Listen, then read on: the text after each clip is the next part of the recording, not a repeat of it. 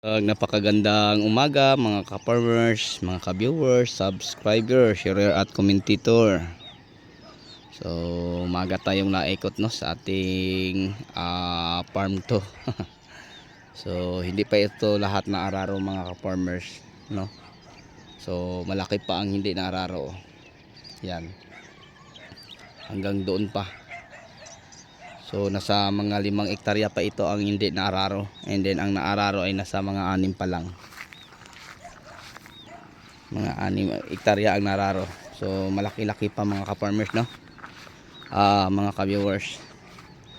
So hanggang sa ngayon hindi pa po tayo nakapagtanim kasi yung napaararo natin na 6 na hektarya dyan ay hindi pa naararo uli. Tapos yung tangke namin flooring na lang ang kulang. And then nakagawa na po kami ng para sa aming packing house. So unti-unti na po natapos mga ka-farmers no, ang aming packing house at saka ang aming tangke. And then hanggang sa ngayon patuloy pa din kami din sa pag develop no sa ating farm to mga ka-farmers. So yan, kita natin kung gaano kaganda ang area natin din sobrang pantay mga ka-farmers no, ating area din So kita natin yan hanggang dyan sa may bahay sa gilid ng mga mangga, and then paloob pa dyan papunta doon kasi nasa 11.8 po ito lahat.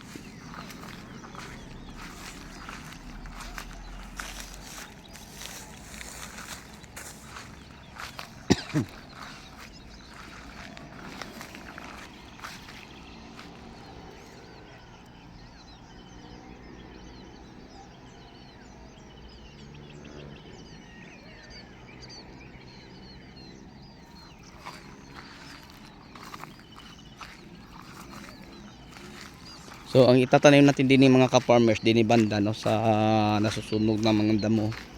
So naararo na to pero hindi pa lang siya naararo ulit. Ayan naararo na to siya. Sobrang lalim to din So din banda ang itatanim natin din talong.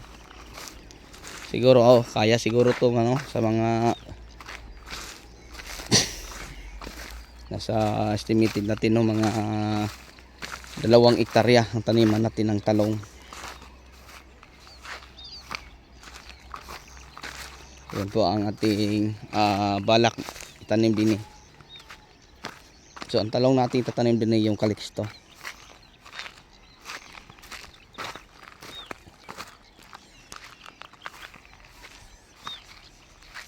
Yan, maraki itong nasusunog mga ka-farmers. Naararo na to, and then araruhin siya ulit para ma-pulverize.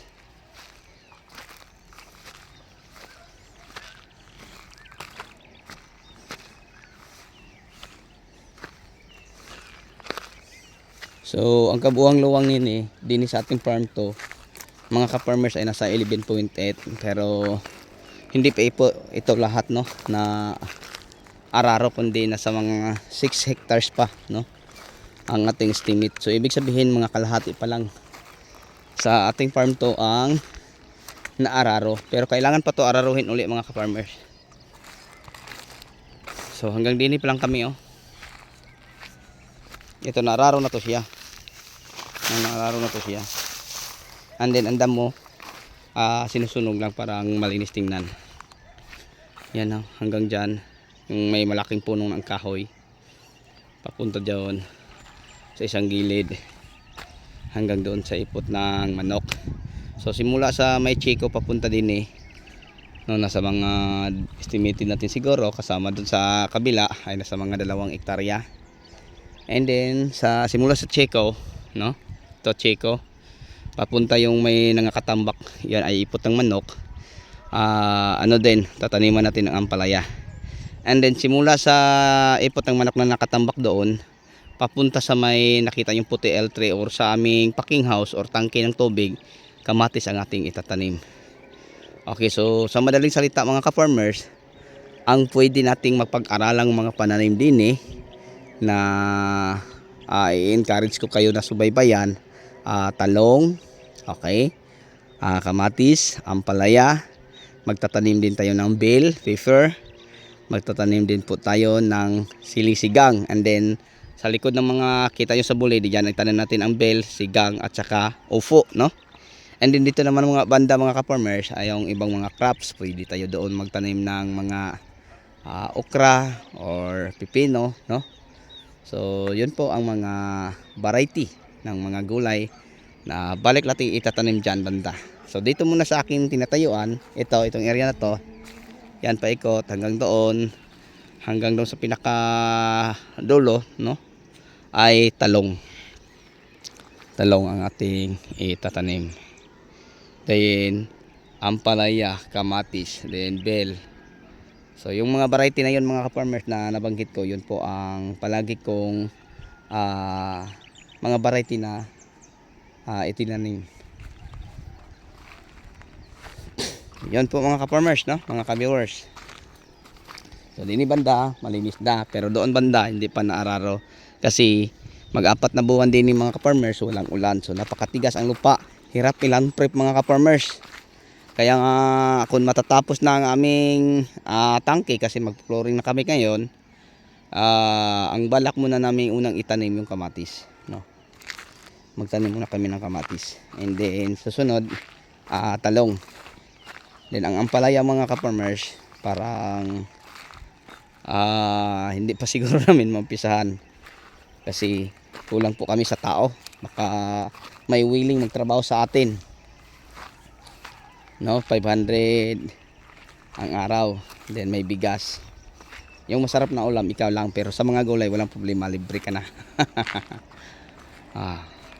So yan mga ka-farmers, napakalaki ang ating area, no, ang ating farm to. Kasi kanina galing tayo doon, no, naglakad tayo papunta dito, kita nyo dito sa tayo, kabilang side. Ayan, kasi alam niyo mga ka-farmers, pag ako'y nasa farm 1, ang ginagawa ko pag ganitong oras, naikot sa mga farm, nagmonitor sa mga tanim. So yun po ang ginagawa ko. Dahil nandito po kami sa ating farm to, nagawa pa tayo ng packing house or barak, no, para matulugan sa mga tao.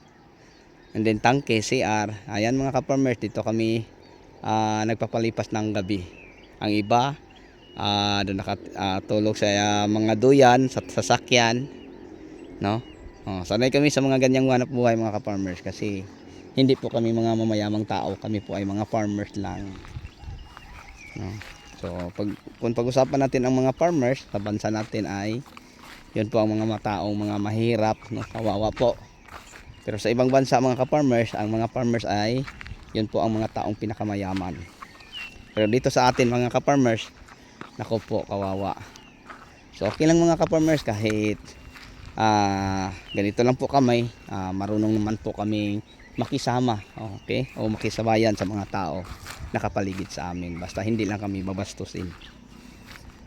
So yun lang siguro mga ka-farmers, mga ka-viewers, ang may share at may update ko sa inyo sa umagang ito. So nandito po tayo sa ating farm to, nag-check mga ka-farmers kung saan banda ang hindi pa nalinis, no? So malaki pa ang portion sa hindi pa nalinis, yung nakita nyo, yan. And then yung sa harap, nasa 5 hektarya pa dyan, kapin. Ito nasa mga 6 pa lang. So yan, may mga kahuyan pa hanggang doon sa likuran mga farmers. Maluwang to ng lupa na to, nasa 16. Ang open ay nasa 11, malapit mag 12 hectares. Okay, so bago tayo magtapos, sa lahat kong mga subscriber, mga viewers, share at commentator, maraming salamat po, no, sa inyong patuloy na pagsubaybay, no, sa ating munting YouTube channel. Mga ka-farmers, mga ka-viewers, subscriber, hindi ko po mararating ang 16, no, 1,000 subscriber kung hindi po sa inyong patuloy na pag-support at pagsubaybay sa akin. So sa inyong lahat, hanggang dito na lang po. Maraming salamat mga ka-farmers, mga ka-viewers. Bye-bye and God bless. So kung may mga katanungan mong kayo, huwag nyo kalimutan, pakilagay lang po sa ating ano po, chat box mga ka-farmers, no? Or paki-comment na lang po para magawan po natin ng video. Okay, so maraming salamat po. Bye bye and God bless. Happy watching.